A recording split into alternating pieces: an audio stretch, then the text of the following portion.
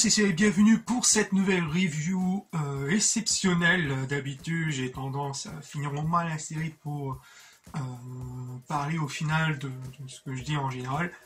Mais, pardon, excusez-moi, ça commence bien. Mais exceptionnellement, pour le cas de cette série-là, notamment la dinguerie qui était l'épisode 6, franchement, il fallait vraiment que j'en parle.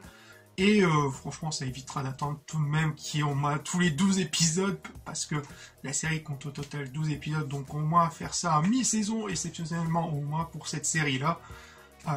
Voilà, donc j'avais envie d'en parler. Donc on va passer pour cette review mi-saison 2 de Star Wars Andor, basé sur le personnage de Cassian Andor. Bien sûr, je vais devoir spoil pour ces trois...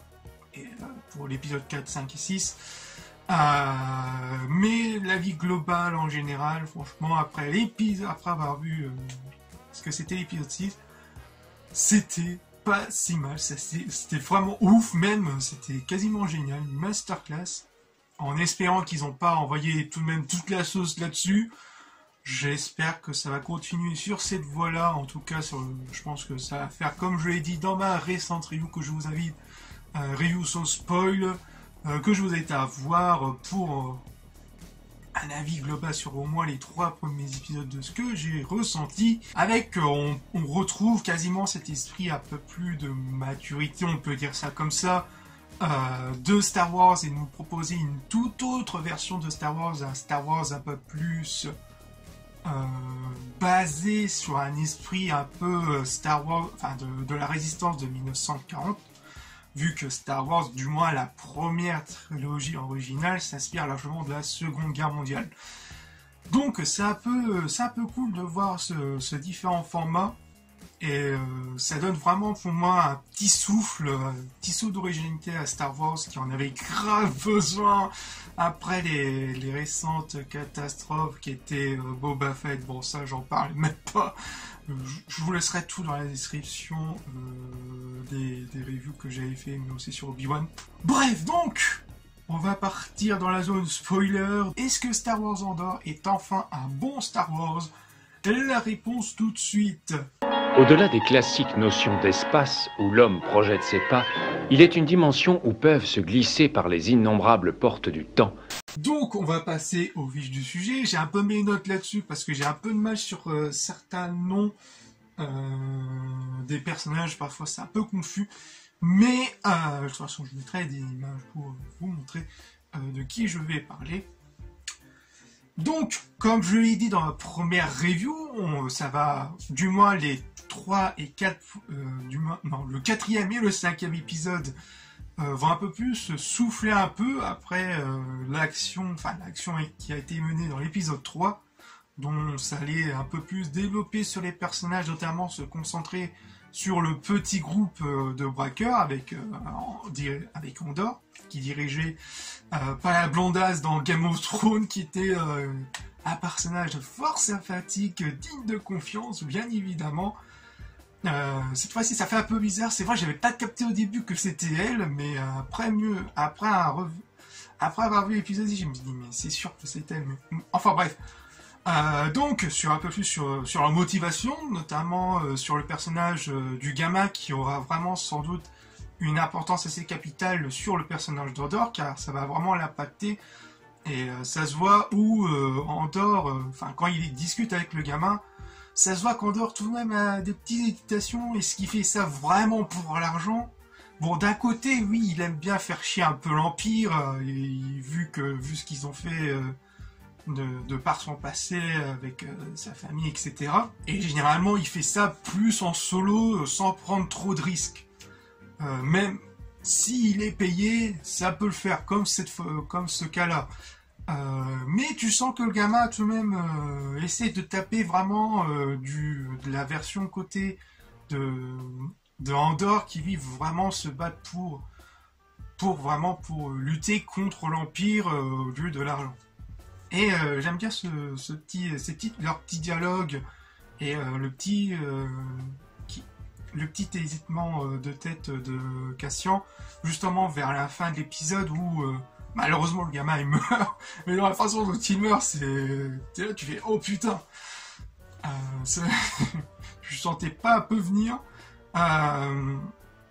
Mais sinon, voilà, donc il récupère un peu les écrits que le gamin faisait pour une sorte de crime noir, etc. Pour vraiment encourager la jeunesse, etc. Et qui a été donné par la Blondel, justement. Et je pense que ça aura tout de même un petit impact assez important sur la psychologie de Andor et sur la suite de la série. Après, forcément, il va aussi sentir... après, forcément, tous les personnages ne sont pas tous forcément roses, et ça fait un peu rappeler à Rogue One, où il y a des rebelles qui sont forcément pas très sympathiques, enfin, qui se comportent de manière un peu comme Andor, quoi. Enfin, disons que il y a certaines personnes qui aimeraient, par exemple, le personnage de... je crois que je l'ai noté... Le personnage de Sken, qui lui voulait tout simplement avoir l'argent rien que pour lui, hein, ça se voyait. Même s'il essayait de manipuler un peu Andor, vas-y, on se casse, on prend le vaisseau, on se casse avec l'argent, ça fait 40 millions chacun. Bon, forcément, Andor a senti tout de suite la douille, donc il a forcément buté. Voilà, donc le mec, le Sken, tu sentais tout de même qu'il y avait quelque chose de louche, même qu'il s'embrouillait un peu de temps en temps avec Andor, etc. Tu sentais tout de même que ce personnage, tu le sentais pas non plus. Tu le sentais pas.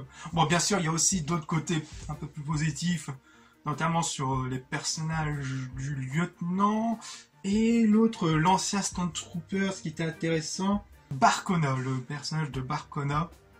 Qui lui c'était l'ancien Stormtrooper qui a préféré rejoindre les rebelles pour diverses raisons.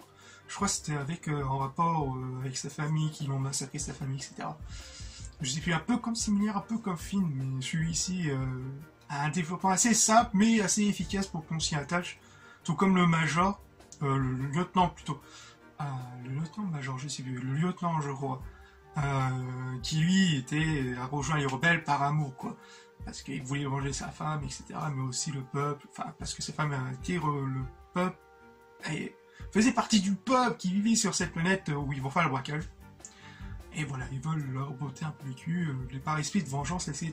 Ensuite, entre-temps, il y aura aussi des petites graines, des petites intrigues qui vont se faufiler un peu au cours, notamment des épisodes 4 et 5, vu que l'épisode 6 va plus se concentrer sur le braquage en général, et que cet esprit est beaucoup plus aussi représentatif du danger et la peur de l'Empire sur une bonne partie du contrôle de la galaxie, notamment avec le Major Partagez, qui était un des personnages assez emblématiques de Game of Thrones, qui était un personnage, on va dire, aussi sympathique, et qui reprend quasiment un peu ce rôle, même si il est un peu moins présent. Je pense qu'il sera un peu plus présent dans les prochains épisodes, comme avec l'autre Londas Mera, qui je pense aura aussi un rôle assez important, et tu sens vraiment que la tension commence à monter, et vraiment qu'après le gros casse qu'il y a eu, je pense que l'Empire va faire tous les moyens, va mettre tous les moyens du bord pour franchement arrêter le break. Ils ont vraiment bien mis un gros coup de pied dans les bouches en leur volant un peu plus de 80 millions de crédits. Donc franchement, ça envoie du lourd. Il y a aussi ce coup de pression avec l'Empire, avec les chasseurs taille, qui représentent aussi vraiment une grosse menace, qui donne vraiment des petits coups de pression par moment. Tu fais oh putain, ils vont se faire démasquer, non, avec des petites tensions comme ça, franchement. C'est assez bien fait, et t'as vraiment cette sensation de peur pour les personnages dans cette occasion. Donc, pour continuer un peu sur les petites intrigues qui se mettent un peu comme des petites graines installées tout au long des épisodes, il y a aussi tout ce qui touche avec Mon Mothma, sur sa vie en général, sur sa relation avec l'autre, avec Luten, celui qui avait engagé Andor pour le braquage, etc. Mais aussi, on apprend un peu plus sur ce personnage, quand on avait de souvenirs, même dans le légende, on ne connaissait pas vraiment un peu son quotidien. Donc on apprend qu'elle a une famille à gérer, sa fille c'est quasiment une connasse de riche, ça c'est sûr. Ouais, tu fais pas attention à moi, patati patata, t'as envie de rentrer dans l'écran et lui foutre une baffe. T'as son mari quasiment la même chose, mais qui s'en bat largement les couilles. Il y avait un moment où ils sont tous les deux dans une voiture avec leur chauffeur et tout, qui se baladaient un peu au centre. Je crois qu'ils revenaient d'un repas, je sais plus. Mais t'avais le mari... ouais, tu parlais de quoi? Et ensuite la pauvre Motma dans l'épisode 6 où tu sens vraiment que le Sénat c'est juste là pour faire décorer, quoi.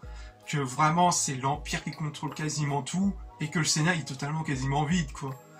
Il y avait 2-3 députés vite fait et t'as Motma qui essaye de... Je crois que c'était pour dénoncer...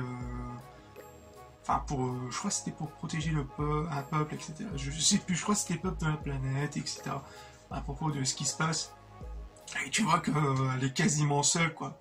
Même en politique, elle est quasiment seule, et je pense que Luthen va plus l'aider à introduire dans une sorte de nouvelle famille qui l'entendra un peu plus politiquement, et qui vont agir de toute autre façon, et qu'on va venir enfin à la Motma tel qu'on le connaît dans la trilogie originale, etc.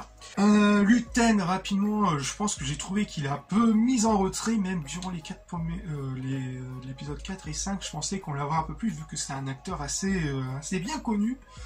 Je pense qu'on le verra un peu plus par la suite, j'espère. Qui était là un peu comme... Bon, après, forcément, la fin du braquage, j'étais content et haut. Mais un peu mis en retrait, même s'il y avait des doutes ou quoi. C'est un peu dommage. Il y a aussi le personnage qu'on voit dans les tout premiers épisodes sur le Khan là. Le Khan ou le... Je sais plus, je crois que c'était son nom. Cam, c'est Cam. Ouais, le personnage, on le voit... Je crois que c'était uniquement dans l'épisode 4, après on le voit plus, peut-être dans l'épisode 5.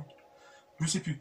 Mais on le voit avec des chocs à pic, qui retournait chez sa mère, après se faire humilier par l'Empire, bon forcément il y avait de quoi faire. Mais sa mère va recontacter son oncle qui va le pistonner plus ou moins. Et j'ai hâte de voir quel rôle il va jouer dans tout ça.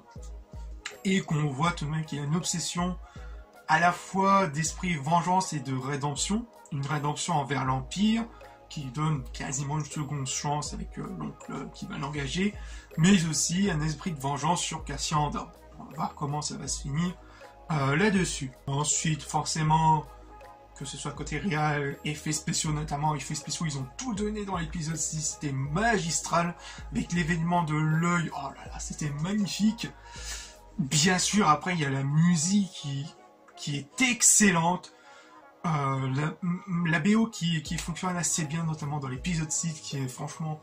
Oh, lors du final, c'était magique. C'était génial, franchement, j'ai hâte de l'écouter dès qu'elle sera disponible. Franchement, c'était assez cool.